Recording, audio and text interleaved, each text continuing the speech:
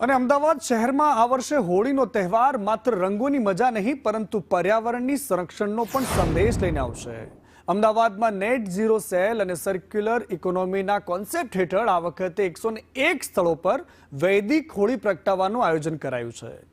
વૃક્ષોના લાકડાઓના બદલે ગાયના છાણમાંથી બનેલી ખાસ સ્ટીક અને છાણાનો ઉપયોગ કરીને કાર્બન ઉત્સર્જન ઘટાડવા માટે એએમસી દ્વારા પ્રેરણાદાયી પહેલ કરાઈ છે। ગાયના ગોબરમાંથી તૈયાર કરેલા છાણા અને એની સ્ટીક લગભગ 101 જેટલી સોસાયટીઓમાં આનો લાભ મળે તે માટેનો પ્રયત્ન કરવામાં આવ્યો છે। ગૌશાળાની અંદર આ હોળીની સ્ટીક બનાવી એના ગોબર છાણા બનાવી અને એનો ઉપયોગ કરવામાં આવે છે।